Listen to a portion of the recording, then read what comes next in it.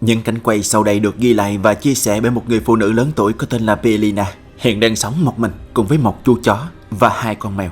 Nhưng có lẽ chúng không phải là những người bạn duy nhất của bà trong ngôi nhà này, bởi theo như lời bà nói thì dường như nơi đây có thứ gì đó luôn khiến các sinh hoạt của bà không được thoải mái. В зеркале было отражение чего-то не очень непонятного. На видео. Я вам всем докажу. Theo như lời bà Belina nói thì đêm hôm qua, bà có quay lại một video về một thứ kỳ lạ đã xuất hiện trong tấm gương kia, một nơi mà thứ đó thường xuyên được nhìn thấy. Nhưng khi bà kể lại cho mọi người trong gia đình cùng nghe, họ hoàn toàn không tin và còn cho rằng do bà đã lớn tuổi nên có thể nhìn nhầm hoặc bị lẳng trí mà thôi. Tuy nhiên, sau khi bà Belina quay được đoạn video này, họ, những người trong gia đình, bắt đầu nghiêm túc hơn vào các câu chuyện của bà.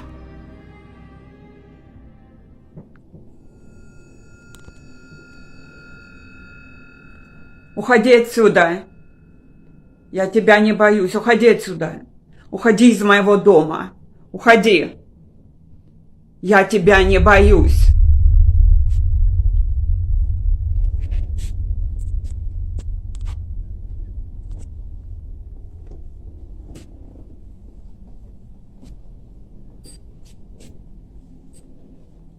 Уходи отсюда. Уходи отсюда. Я тебя не боюсь.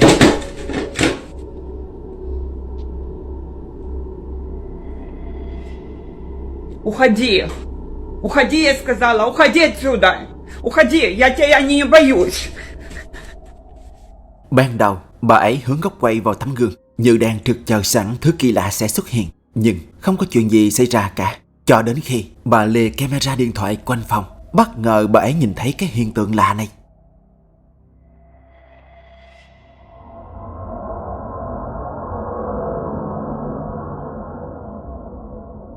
Vì một lý do nào đó, sợi dây trang trí của cái đèn ngủ đã tự uốn cong lên theo một cách trái ngược hoàn toàn với thế giới vật lý, vì sẽ không có một luồng gió hoặc luồng khí nào có thể khiến cho một sợi dây bị uốn cong lên theo kiểu như vậy cả. Trên thực tế, không rõ những hiện tượng kia có thể là gì, nhưng vì chúng xảy ra quá bất ngờ nên đã khiến không ít người cảm thấy bất an và có phần lo lắng hơn cho bà Belina. Nhưng những điều kỳ lạ chưa dừng lại ở đó. Một đêm khác, bà Belina lại nhìn thấy có bóng người di chuyển trong nhà và chui vào cái lò sưởi của bà, nên phản ứng tức thời, bà đã dùng điện thoại cá nhân quay lại nó. Xem tiếp nha.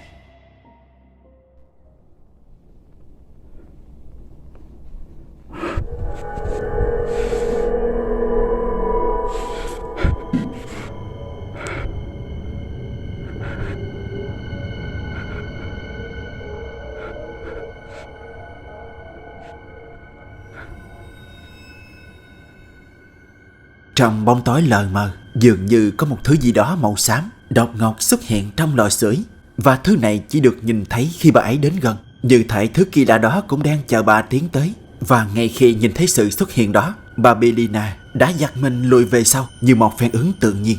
Cho đến khi bình tĩnh trở lại, bà lê camera về chỗ cũ như muốn xem kỹ hơn đó là gì. Nhưng lúc này bạn cũng có thể thấy thứ kỳ lạ đã không còn ở đó nữa. Đến hiện tại bà ấy không chia sẻ thêm bất kỳ một đoạn video nào khác, nên những gì đã xảy ra trước đó vẫn là một chấm hỏi lớn với nhiều người.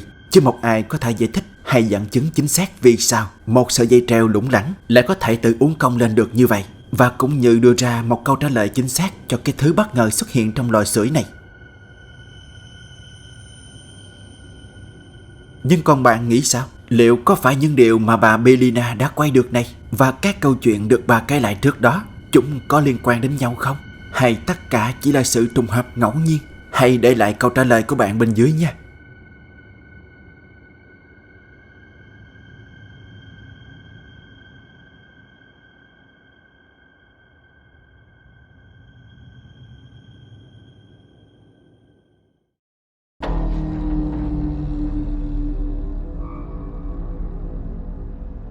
Trong khi ngồi thư giãn trước hiên nhà, các thành viên trong gia đình Beaton đã vô cùng ngạc nhiên vì họ đã nhìn thấy một người có vẻ bề ngoài rất khác lạ đang chậm rãi đi ngang qua nhà họ. Nhưng có điều là nhìn người đó không chân thực như một người bình thường cho lắm.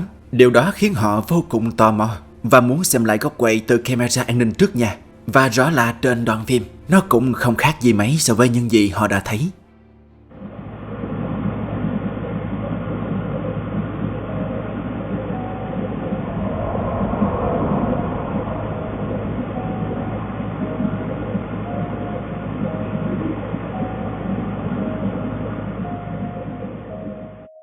Đúng như những gì Bayton nói, hình dáng người đàn ông như đến từ những năm 1900 kia. Có điều khác là anh ta mặc bộ vest kiểu cũ và đội trên đầu một cái mũ phớt.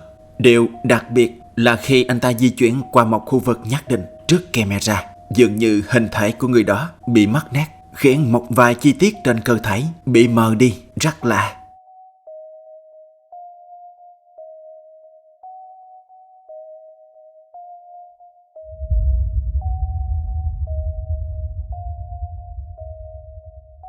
Gia đình Bayton nói rằng họ rất sợ khi xem lại sự việc xảy ra đêm hôm ấy, nhưng cũng từ đó cả nhà không ai nhìn thấy hình dáng của người đàn ông kia nữa.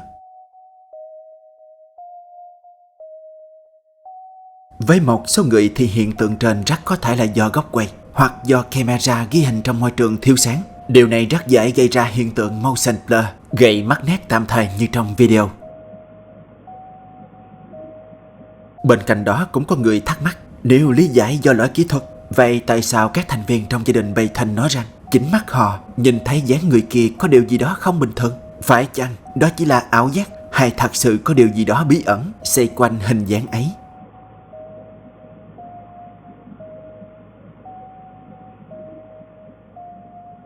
Và cũng giống như bao video kỳ lạ khác, mặc dù đã thu hút một lượng người xem rất lớn, nhưng đến hiện tại vẫn chưa một ai dám đưa ra một kết luận nào rõ ràng về cái hiện tượng này. Vậy còn bạn thì sao? Bạn nghiêng về giả thuyết nào hơn? Là do camera quay trong điều kiện thiếu sáng, hay nó đã thật sự ghi lại được một điều thực tế đã xảy ra trong thời gian thực? Bạn nghĩ thế nào?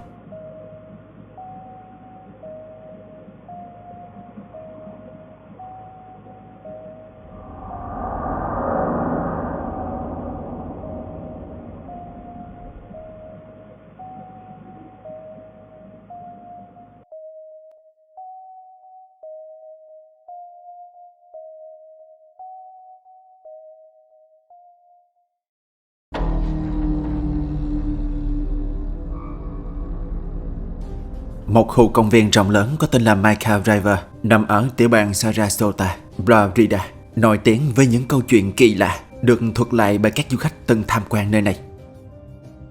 Đã có vài trường hợp nói rằng họ có nhìn thấy những hình thù kỳ lạ thoáng qua ở các khu vực nhất định khi mặt trời bắt đầu lặn. Trên thực tế những câu chuyện đó không ai chắc chắn nó có thật hay không, nhưng video sau đây của một người dùng YouTube có tên là Alicia Gavan đã thật sự vô tình quay được một điều gì đó rất lạ. Khi sự việc xảy ra, cô ấy đang đứng bên trong một ngôi nhà gỗ lịch sử của công viên, và theo như các thông tin được ghi chép thì ngôi nhà này được xây cất vào những năm 1930. Để giúp bạn hiểu rõ hơn bối cảnh, mình xin nói chính xác, video này được ghi lại bởi người bạn trai của Alicia. Cùng xem nhé.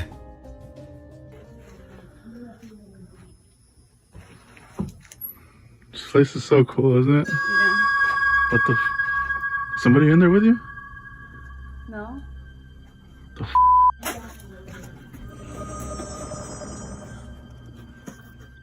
Không lâu sau khi bạn trai của Alicia lia góc quay về phía cô, bất ngờ xuất hiện một thứ gì đó thoáng qua rất nhanh ngay phía sau cô ấy.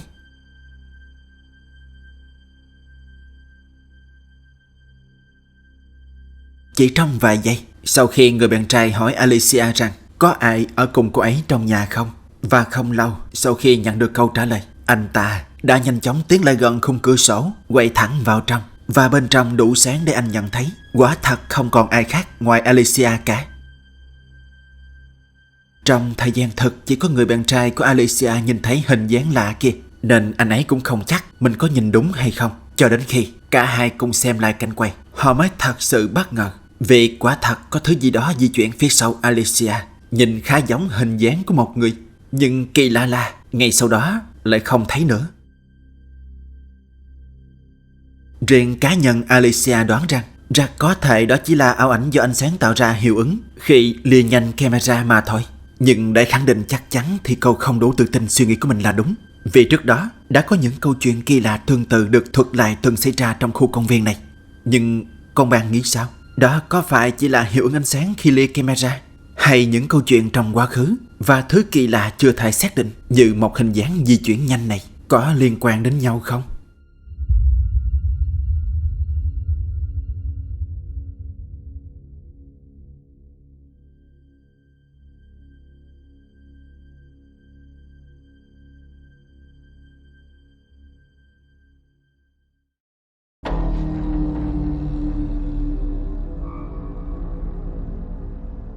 Vào một ngày như thường lệ, Ray Endo, một người thợ xây dựng, đang cùng với ông chủ của anh ấy cải tạo lại một ngôi nhà đã bị bỏ hoang từ lâu. Nhưng bất ngờ, điều khó giải thích này xảy ra. Gente, aquí estamos. Ahora vamos para este cuarto que llevo rato escuchando cantazos y eso. Uy. Hay algo que está sonando por ahí, brother. A ver, ¿qué fue eso? Pompi. No, papá. No, chacho. Hay algo que está... Pompi. Mira, tú escuchas eso, ¿verdad? No, yo estoy asustado ya, compi. Hay algo que lleva rato sonando allá adentro y de momento, ¡pam!, dieron un cantazo. Ya te digo que tú eres de estos que son cobardes, que te imaginas cosas, bro. No, chacho, yo no puedo imaginar eso, compi. Entonces, Ay, en el cuarto ese, que llevo rato escuchando cantar y pensaba que eras tú, y cuando yo vine a ver, tú estabas ahí tranquilo, recogiendo algunas cositas, y me, chacho, sentí como si me hubieran tocado. No, chacho, yo estoy que no puedo ni hablar. ¿no peliculitas por la nochecita? No, yo no veo películas de esas ya, compi. Vamos ahora en este, compi, en este. Escucha cómo suena. ¿Tú estás escuchando eso? Por eso, yo creo que yo desde lejos, por si acaso.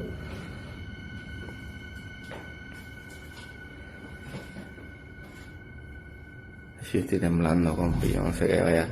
Cuidado, compi, que si yo cojo algo estaba cogiendo, tú sabes cómo es esto. No. Hija. Pero qué caramba es eso. ¿Y cómo tienen esa muñeca así?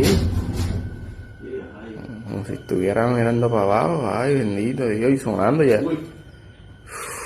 Me siento un calentón en este cuarto, compi, no vaya. Ya como sigue sonando solo. Oh, y se mueve y todo. Ay, compi, ¿no? Eso a lo mejor fueron los que eran dueños por hacer la maldad o algo, alguien vino a hacer la maldad, compi. Por eso tú no te puedes poner a darle 20 a eso, porque eso son boberías. Sí, ¿no? ¿Ya tú lo ves aquí? Que bajo ya, que... Aquí hay, mira, una computadorita.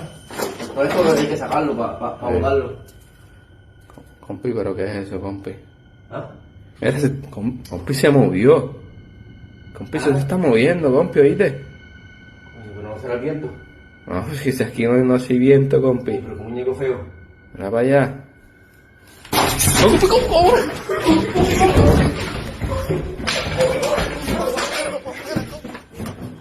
Ray Endo tự nhận mình là người yếu đuối, nên ngay khi nghe thấy những tiếng nhạc và cả một âm thanh lớn không xác định đang phát ra đâu đó như vậy, anh ta đã nhanh chóng đi tìm ông chủ và nhờ anh ấy đi kiểm tra giúp mình.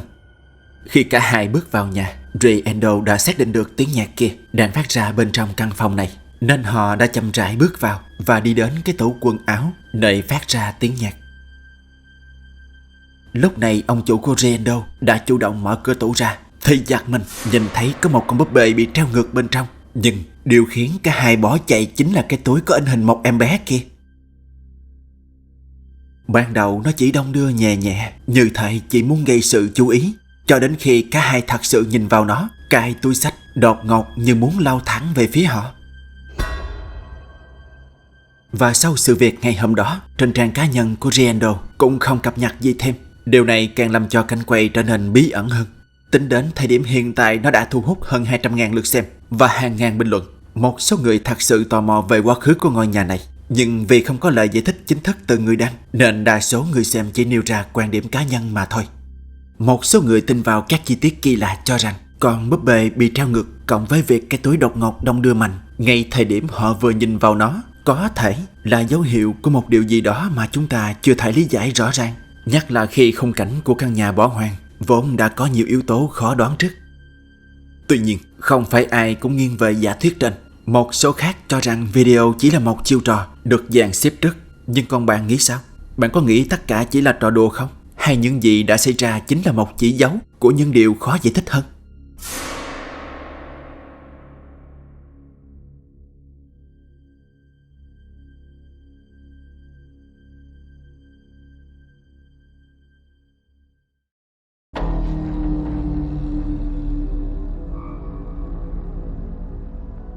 Video sau đây được ghi lại bởi một trong những camera an ninh bên trong một nhà kho ở Bellevue, Australia. Được biết trước đó các công nhân làm việc ở đây luôn than phiền về các vấn đề như đồ vật hoặc các thiết bị luôn biến mất một cách kỳ lạ. Và sau khi nhận được các báo cáo ấy, ban quản lý đã thống nhất phương án lắp thật nhiều các thiết bị an ninh ở những nơi mà trước đây chưa có. Thời gian trôi qua, đúng vào ngày lễ Halloween vừa qua, một trong những camera an ninh bên trong nhà kho đã bắt được một cảnh tượng mà sau khi chứng kiến, họ càng không thể đưa ra một kết luận rõ ràng bởi cái thứ được camera bắt được kia nó có hiện tượng như thế này. Xem nha. WA police officers have a mystery on their hands this Halloween. They have released this vision of a ghostly figure skulking around a Bellevue warehouse covered in a blue tarp. Lucky for this intruder, things didn't go bump in the night as they manoeuvred around the yard without injury. Police now calling on the public's help with multiple tools stolen from the property. The suspect vanishing into thin air. Như bạn có thể thấy, một tấm vải màu xanh da trời đang bay trong không khí. Và khi nhìn vào kiểu di chuyển của nó, đa số người xem đoán rằng nó đang cố tình né tránh camera an ninh. Và cũng chính chi tiết này họ càng tin hơn. Đó là một tên trộm đang ngụy trang thành một thứ không xác định như trên video nhằm để đánh lẹt hướng dư luận chăng? Nhưng với một số khác thì có vẻ như mọi chuyện không đơn giản như vậy. Vì mặc dù họ đã cố tìm ra điểm hở của thứ không xác định kia, nhưng khi càng nhìn, nhất là ở góc quay này, dường như bên trong tấm vải xanh kia không có gì ở đó cả.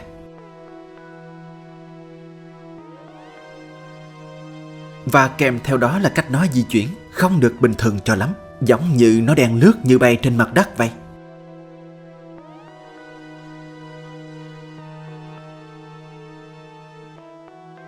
Riêng ban quản lý, ngay sau khi nhận thấy điều kỳ lạ trên camera, họ đã nhanh chóng báo cáo với cảnh sát khu vực và cung cấp đoạn video này như một bằng chứng để họ có thêm manh mối cho cuộc điều tra sắp tới. Mặc dù đã được cung cấp bằng chứng cho những gì đã xảy ra, nhưng phía cảnh sát vẫn không thể tìm ra manh mối nào rõ ràng, nên họ đã chia sẻ video này lên Internet, mục đích để kêu gọi người dân nếu ai vô tình nhìn thấy bộ trang phục như trên video hoặc có dấu hiệu tình nghi thì xin vui lòng liên hệ trực tiếp cho cảnh sát địa phương. Vậy từ góc nhìn của bạn thì sao? Bạn có nhận ra điểm hở nào của thứ kỳ lạ được cho là một tên trộm tinh vi kia không? Hay bạn có cho rằng những gì camera an ninh quay được là một hiện tượng không thuộc về thế giới hiện thực không? Hãy đặt câu trả lời của bạn bên dưới nha.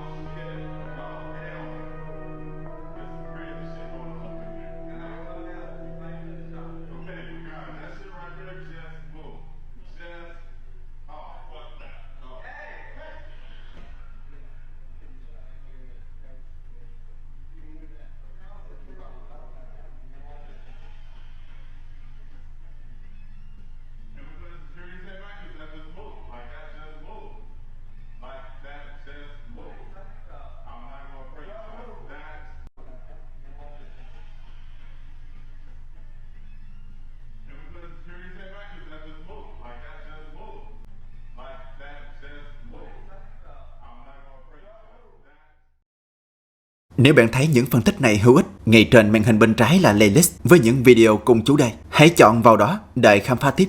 Và đừng quên đăng ký kênh, bật chuông để không bỏ lỡ video mới mỗi tuần. Chúng ta sẽ gặp lại nhau ở video tiếp theo với nhiều dữ liệu kỳ lạ và đáng phân tích hơn nữa.